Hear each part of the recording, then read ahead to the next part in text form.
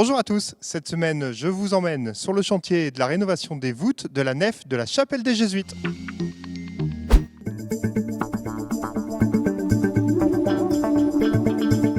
Et on est donc avec Christophe Poulard du service bâtiment de la ville de Cambrai. Christophe, bonjour.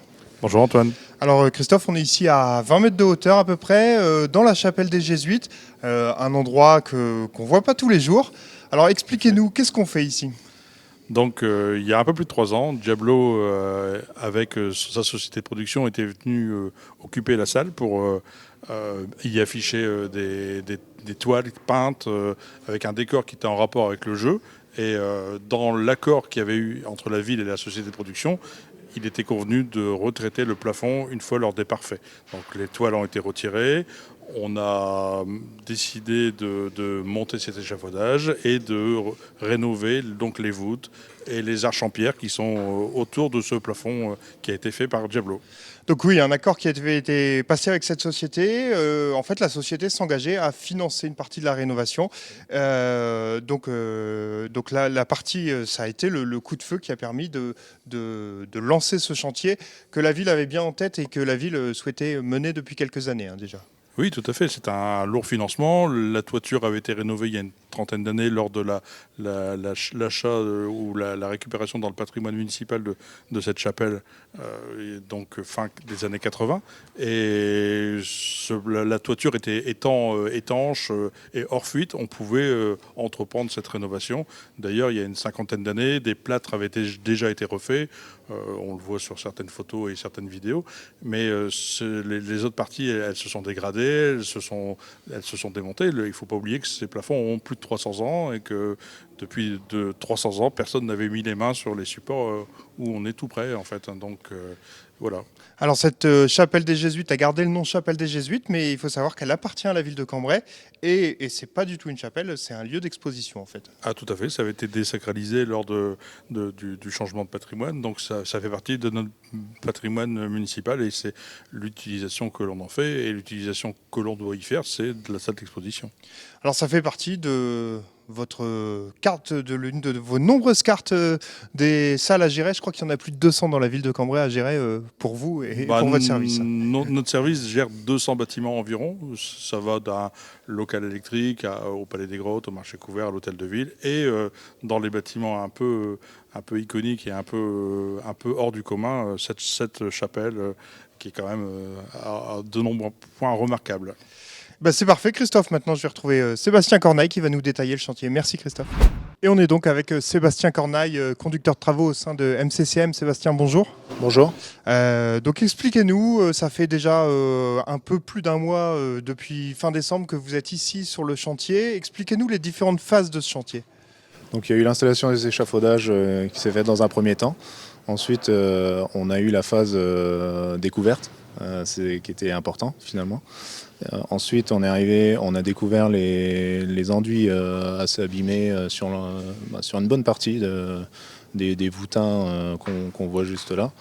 On a donc ensuite fait toute la purge des anciens enduits qui n'adhéraient plus au support, pour ensuite nettoyer le support.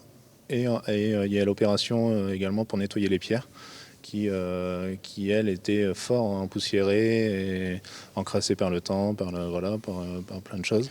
Donc on a appliqué en deuxième phase, on va appliquer le latex, un latex de nettoyage sur les pierres qui s'étale avec une machine à l'airless, qu'on laisse sécher 2 jours et qu'on retire ensuite tout à la main.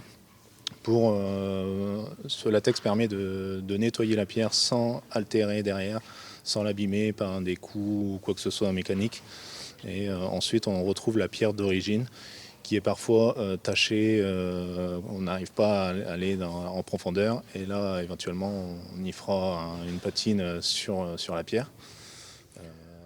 Et donc un chantier finalement sur la longueur, il y a 40 mètres ici de long, mais qui va très vite finalement, parce qu'en quelques mois, vous allez refaire toutes les voûtes de la nef ici Oui. en quelques mois. Oui, mais en fait, en fonction du travail qu'on a découvert, on a beaucoup plus d'enduits à refaire que prévu, qui fait que moi derrière, mon rôle c'est de renforcer les équipes pour pouvoir avancer et essayer de respecter les délais qu'on a dit ensemble dès le début, sachant qu'on avait augmenté un peu le délai dès le départ au vu des enduits altérés.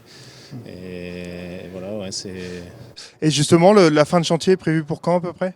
Donc on avait ciblé entre mars et avril. Je pense que ça reste pour l'instant réel. Il y aura à mon avis pas d'autres découvertes. Je pense qu'on va cibler cette date-là. Oui. Donc dans le courant du printemps, la chapelle pourra rouvrir ses portes et proposer des expositions comme elle le fait chaque année. Ouais. Exactement, oui. Vous, MCCM, c'est votre quotidien de faire des travaux comme ici. Vous intervenez sur des lieux de patrimoine importants. Hein. Oui, totalement. Moi, ça fait... en fait, je suis conducteur de travaux depuis 5 ans, tailleur de pierre de métier. Donc je vis mon métier comme une passion depuis toujours, qui fait qu'aujourd'hui on m'a donné le rôle de suivre les chantiers du début à la fin. C'est ce que je fais tous les jours et je prends plaisir tous les jours également. Donc oui, en effet, c'est mon quotidien. Et ce qui est important de préciser sur ce chantier, c'est qu'il y a un architecte qui vous accompagne et un architecte spécialisé dans ce domaine. Oui, il y a toujours un architecte derrière qui nous suit et qui nous guide pour les bons choix et pour le respect du patrimoine. Oui, c'est ça. On ne peut pas faire du moderne dans des chantiers. Non, totalement. On est, nous, dans l'entreprise MCCM, on est là vraiment pour préserver le patrimoine et garder les traces du passé, qui est très importante pour notre patrimoine. Oui. Ben c'est parfait, Sébastien. Merci beaucoup. Merci à vous. Voilà, c'est tout pour cette semaine. On se retrouve la semaine prochaine pour un nouveau numéro.